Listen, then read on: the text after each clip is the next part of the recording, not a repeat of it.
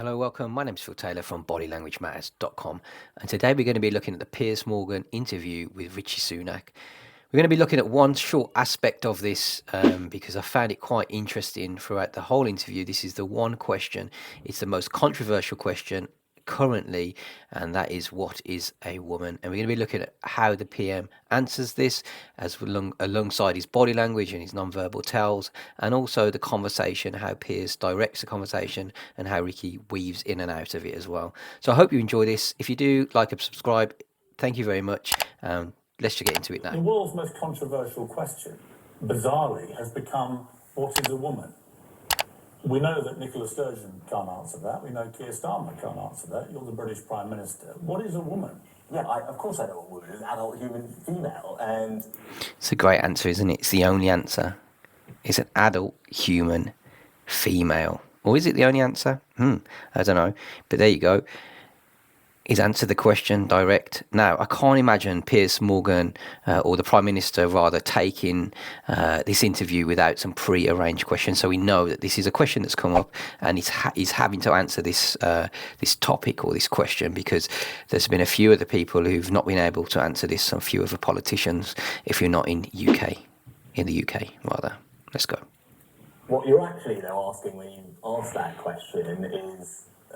I love this. What you're actually asking is, so now he's recalibrating the question to something that he wants to answer. So he's asking, so Piers has asked the question, it's a very direct question, he's answered it in his terms, but now he's going to carry on and answer a different question that he's pre-arranged for himself. Typical politician. What's my approach in view about how we as a society...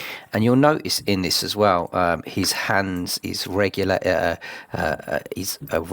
the conversation. So just before this, his hands went to himself, and it become a little bit more animated than what I've seen before, because he's answering his own pre-arranged question. We grapple with a situation where people are questioning and wanting to change their gender, their identity. Well, we just had this shocking case in Scotland where a male rapist who raped 2 women, before he comes to trial, suddenly decides to transition to be supposedly a woman. He gets convicted as a woman and then gets sent, first of all, to a woman's prison where there will be other women for him to attack. And his ex-wife says, well, this is ridiculous. He's just doing this because he wants the soft option of being in a women's prison. He's now been sent back. There's a massive eye block. I've caught it at the right time. So he knows that this question's coming. He knows he doesn't really want to answer it, I would suspect, but he has to. Here we go. To a male prison, and therefore we have to assume it's now been categorised as male. But this shows the problem of limitless gender self-identity. This is where it takes us. I completely agree. It absolutely does. I completely agree. He shakes his head. I don't know. You tell me. Let's just go back a second. This is where it takes us. I completely agree. Do you see that? I completely agree. Shake his head. I don't know.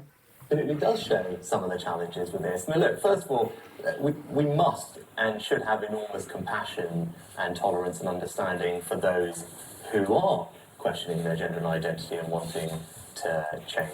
There's another massive eye block. Well, a smaller eye block, but an eye block nevertheless. And we will always be supportive of that. Of course we will. And it's right to be compassionate about that. That's who we are as a people. But we have to recognise the challenges.